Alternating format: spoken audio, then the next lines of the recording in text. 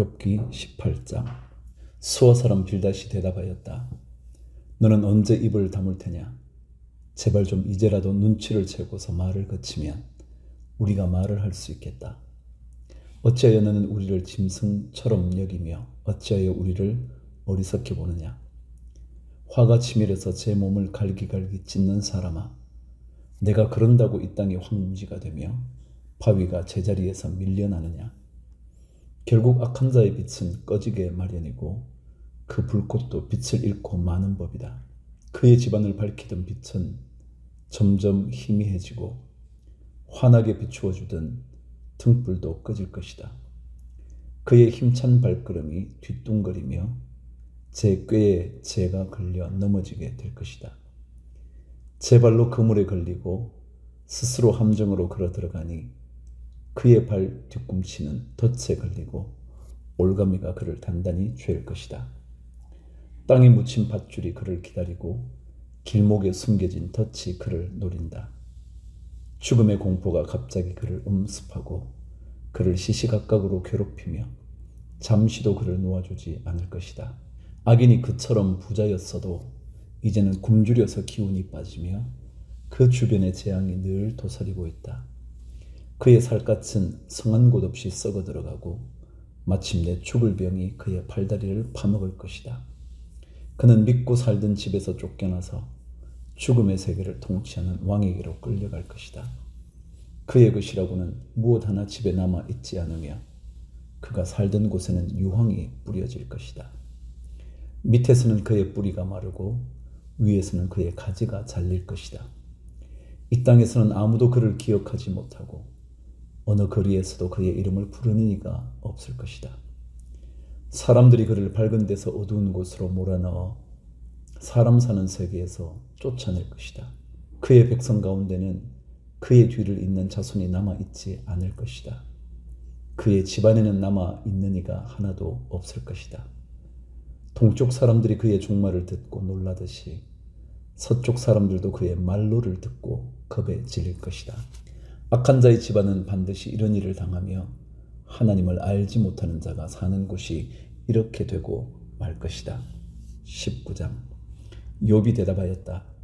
내가 언제까지 내 마음을 괴롭히며 어느 때까지 말로써 나를 산산조각 내리느냐? 너희가 나를 모욕한 것이 이미 수십 번이거늘 그렇게 나를 학대하고도 부끄럽지도 않느냐? 참으로 내게 잘못이 있다 하더라도 그것은 내 문제일 뿐이고 너희를 괴롭히는 것은 아니다. 너희 생각에는 너희가 나보다 더 낫겠고 내가 겪는 이 모든 고난도 내가 지은 죄를 증명하는 것이겠지. 그러나 이것만은 알아야 한다. 나를 궁지로 몰아넣으신 분이 하나님이시고 나를 그물로 덮어 씌우신 분도 하나님이시다. 폭력이다 하고 부르짖어도 듣는 이가 없다. 살려달라고 부르짖어도 귀를 기울이는 이가 없다. 하나님이 내가 가는 길을 높은 담으로 막으시니 내가 지나갈 수가 없다. 내 가는 길을 어둠으로 가로막으신다. 내 영광을 거두어 가시고 머리에서 면류관을 벗겨 가셨다. 내 온몸을 두들겨 패시니 이젠 내게 희망도 없다.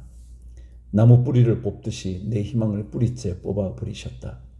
하나님이 내게 불같이 노하셔서 나를 적으로 여기시고 나를 치시려고 군대를 보내시니 그 군대는 나를 치려고 길을 닫고 내 집을 포위하였다. 그가 내 가족을 내게서 멀리 떠나가게 하시니 나를 아는 이들마다 낯선 사람이 되어버렸다. 친척들도 나를 버렸으며 가까운 친구들도 나를 잊었다. 내 집에 머무르는 나그네와 내 여종들까지도 나를 낯선 사람으로 대하니 그들의 눈에 나는 완전히 낯선 사람이 되고 말았다. 종을 불러도 대답조차 안 하니 내가 그에게 애걸 하는 신세가 되었고 아내조차 내가 살아 숨쉬는 것을 싫어하고 친형제들도 나를 역겨워한다. 어린 것들까지도 나를 무시하며 내가 일어나기만 하면 나를 구박한다. 친한 친구도 모두 나를 꺼리며 내가 사랑하는 이들도 내게서 등을 돌린다. 나는 피골이 상접하여 뼈만 앙상하게 드러나고 잇몸으로 겨우 연명하는 신세가 되었다. 너희는 내 친구들이니 나를 너무 구박하지 말고 불쌍히 여겨다오. 하나님이 손으로 나를 치셨는데 어찌하여 너희마저 마치 하나님이라도 된 듯이 나를 핍박하느냐. 내 몸이 이 꼴인데도 아직도 성에 차지 않느냐. 아, 누가 있어 내가 하는 말을 듣고 기억하여 주었으면, 누가 있어 내가 하는 말을 비망록에 기록하여 주었으면, 누가 있어 내가 한 말이 영원히 남도록 바위 위에 글을 새겨 주었으면. 그러나 나는 확신한다. 내 구원자가 살아계신다. 나를 돌보시는 그가 땅 위에 우뚝 서실 날이 반드시 오고야 말 것이다. 내 살갗이 다 썩은 다음이라도, 내 육체가 다 썩은 다음이라도 나는 하나님을 배울 것이다. 내가 그를 직접 뵙겠다. 이 눈으로 직접 뵐 때에 하나님이 낯설지 않을 것이다. 내 간장이 다 녹는구나. 나는 너희가 무슨 말을 할지 잘 알고 있다. 너희는 내게 고통을 줄 궁리만 하고 있다. 너희는 나를 칠 구실만 찾고 있다. 그러나 이제 너희는 칼을 두려워해야 한다. 칼은 바로 죄 위에 내리는 하나님의 분노다. 너희는 심판하시는 분이 계시다는 것을 알아야 할 것이다. 20장. 나아마 사람 소발이 대답하였다.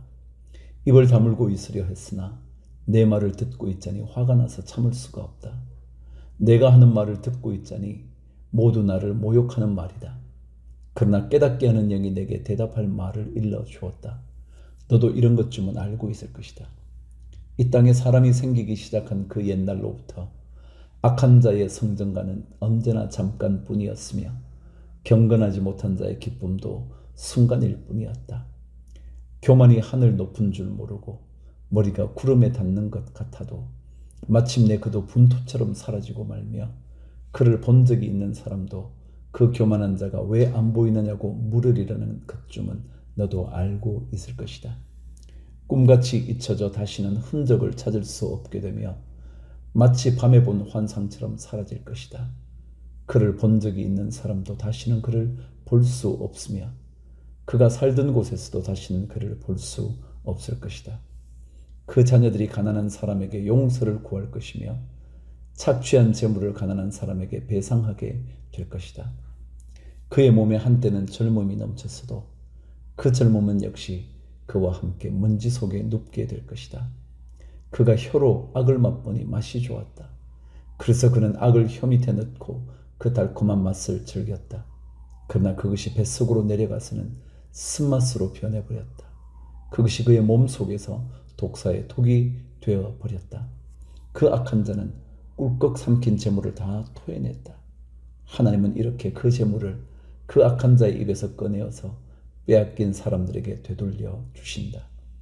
악한 자가 삼킨 것은 독과도 같은 것, 독사에 물려 죽듯이 그 독으로 죽는다.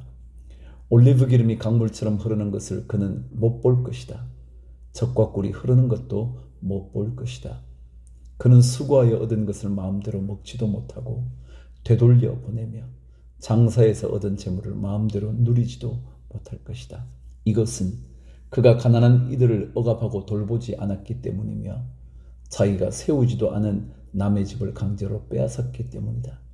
그는 아무리 가져도 만족하지 못한다. 탐욕에 얽매여 벗어나지를 못한다. 먹을 때에는 남기는 것 없이 모조리 먹어치우지만 그의 번영은 오래가지 못한다. 성공하여 하늘 끝까지 이를 때에 그가 재앙을 만나고 온갖 불운이 그에게 밀어닥칠 것이다. 그가 먹고 싶은 대로 먹게 놓아두어라.